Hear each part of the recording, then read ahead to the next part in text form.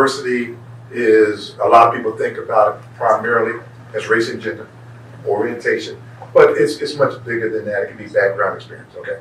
In any corporation, any organization, diversity is there. This whole concept of inclusion is whether or not everyone that's there feels as though they're part of the team, feels as though they're included. Now that's important because that's from their perception. So their perception is based on how they are treated. So that's what inclusion is. Do I feel included? Do I feel like I wear the uniform? I've got a number on my uniform. I'm sitting on a bench, but do I feel like I'm a part of it? I still may feel like I'm not a part of the team, to use a sports metaphor. Equity is around fairness. That's just the bottom line is, do the policies, do the processes, is the system fair? Now, this is very important because it goes to education.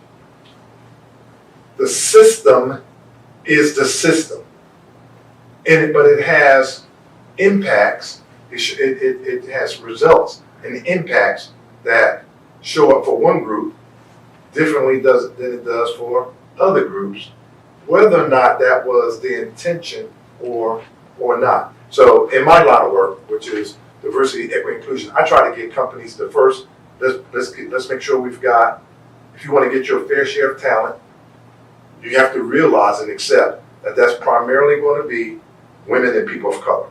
So if you haven't been successful recruiting and retaining women and people of color, you need to change.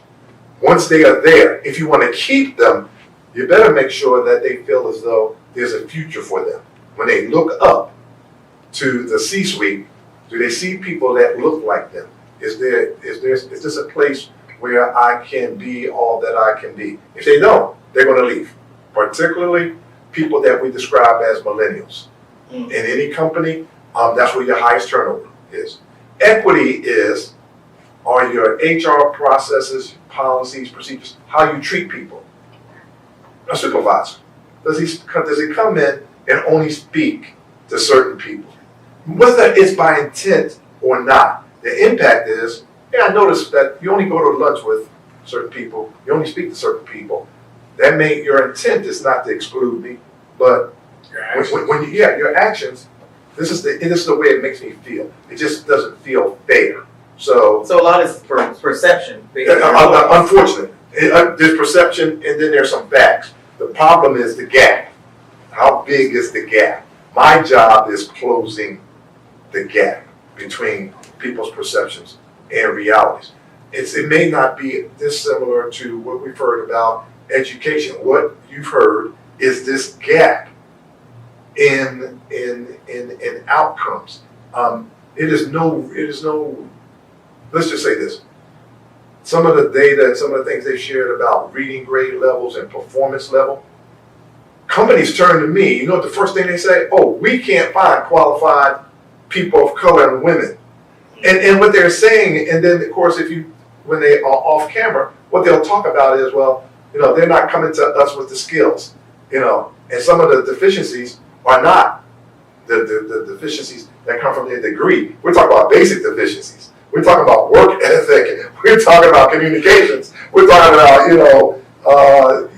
we want you to be diverse and inclusive, but when you come up in here, you have to act a certain way. And can you adjust?